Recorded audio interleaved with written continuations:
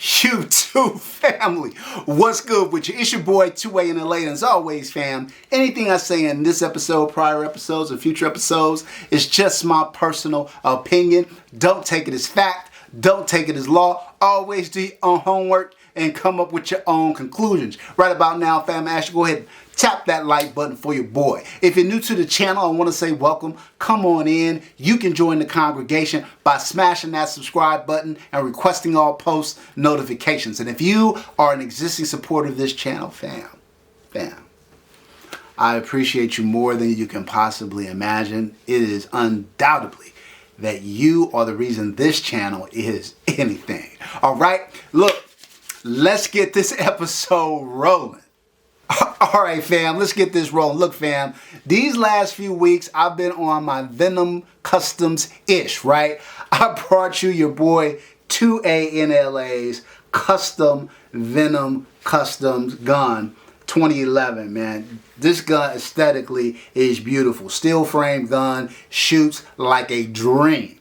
Shortly after that, I brought you the Venom Customs Quad-Port. This gun ranked a 94 out of a possible 100 on the 2A NLA rating system, the highest in the history of the channel. After that, fam, I put up the Venom Customs Quad-Port against the Atlas Apollo, and the Venom Customs Quad-Port got that W, fam. Just a better shooter, better all-around gun, fam. Yes, sir. The Venom Custom Quad-Port has been on quite a run.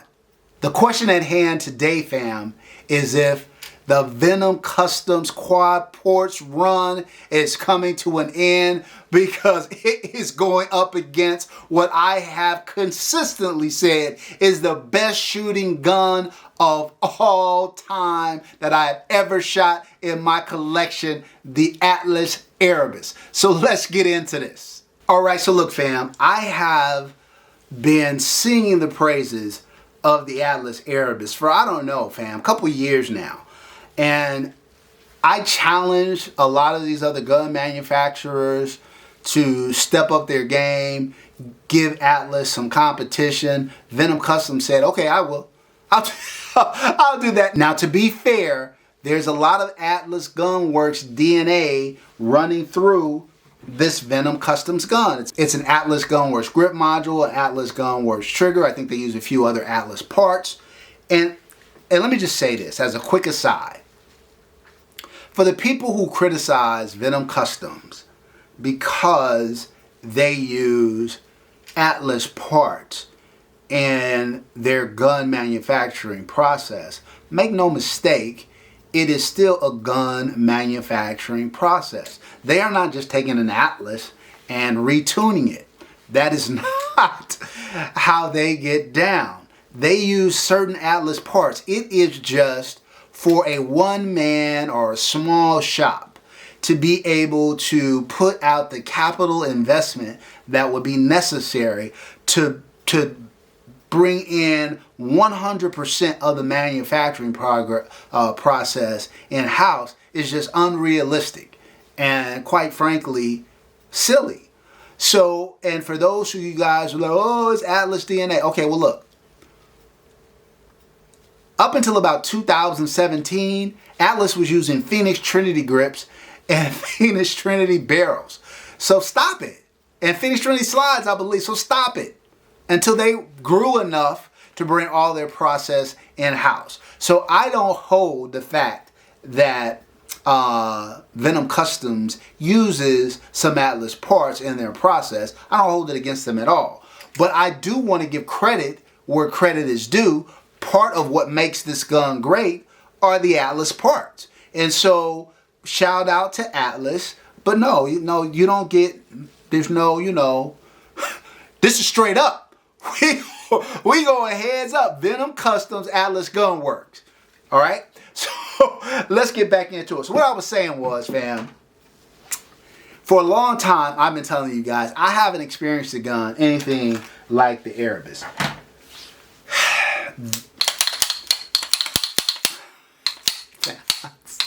First of all, the sound and the ease This is what made me fall in love with the Erebus in the first place. So it's on rail. It racks like it's on rails. It's got that big honking comp on the front of the gun. The trigger on the Erebus is so it's so feathery, smooth, and fast and crazy. Like as good as a lot of the other guns in my collection are, as good as the other Atlas guns in my collection are, like the Apollo and the EOS and the Nyx and the Artemis. The Erebus was just, when it comes to shooting, the Erebus was just a step above. And that's because this gun has so much race gun DNA in it. And so I just feel like it's hard for a traditional 2011 to compete. I just felt like to find something that is soft shooting and is fast, I just thought it was probably, you know, a step too far to ask from other gun manufacturers. And then this mofo right here came along. This mofo came. Fam, the Quad-Port on this one. And look, fam, there are a lot of people out there that are doing great port jobs. My guy Skip with the Plague Port, Monsoon Tactical with the Genghis Comp, Vulcan with their inline ports. A lot of people are doing great porting jobs out there, but make no mistake, there's something different about an Atlas porting job. I don't know what they do. I can't explain it to you. I don't know the mechanics. I just know the feel. And there's a difference. There is a friggin' difference. And fam, they've taken Venom Customs with this Quad-Port. Now they've got a dual port that's very reminiscent of the Apollo to me. But this Quad-Port, fam, it's the closest thing that I've ever experienced to the Erebus comp.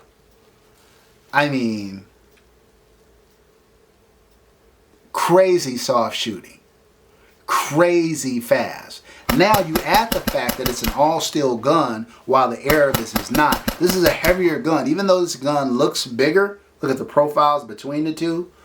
Even though this gun looks bigger because of that big comp out front, man, Atlas a full Erebus. 4.6-inch barrel, steel frame with a porting system that is as good, certainly, as the Erebus comp. This is why we're having this discussion today. This is why we're having this discussion today. And I gotta say, fam, I'm not doing, like, when I looked at the Apollo, I said, well, if I could only have one, which would I choose? I don't care about that. This is really about which one is the best shooting gun. Which one is the best shooting gun at the end of the day?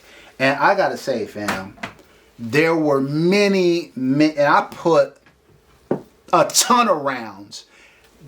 I shot these guns back to back, same day, multiple days, back to back, mag to mag, sometimes only shooting half of a mag in one gun, taking the mag out and putting it in the other gun. And for the first time ever, there were many, many runs where I was like, I think this Venom Customs is a better shooter than the Erebus. I've never said that about any gun I've shot. And I've shot most. I've shot most. I own most, and I've shot many more that I don't own. So I've never felt that way. I've never picked up another gun, shot it, and been like, I think this might be better than the Erebus.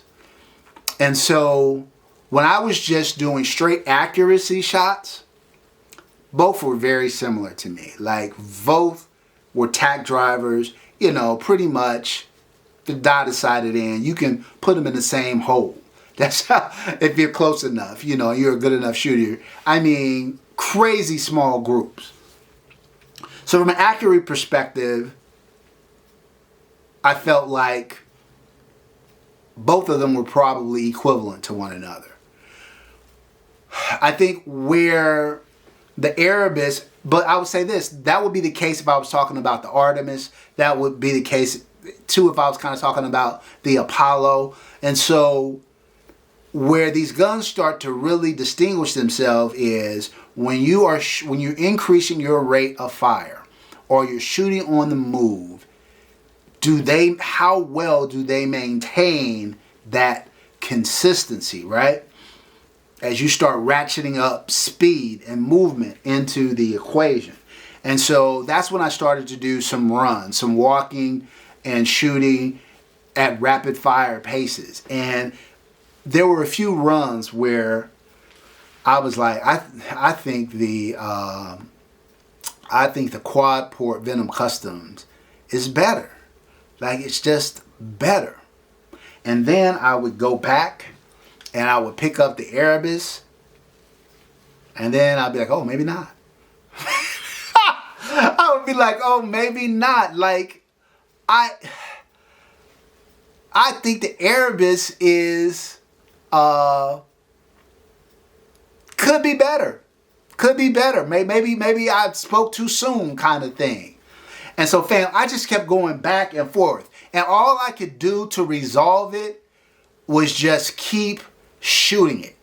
I just had to keep shooting it to try to determine a winner. I was waiting for one to fail. I was waiting for one to, over time, just consistently differentiate itself from the other, but it never happened. I just kept going back and forth.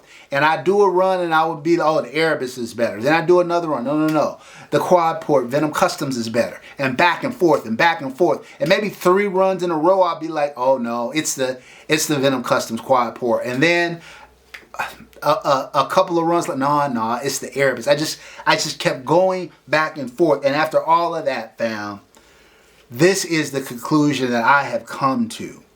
And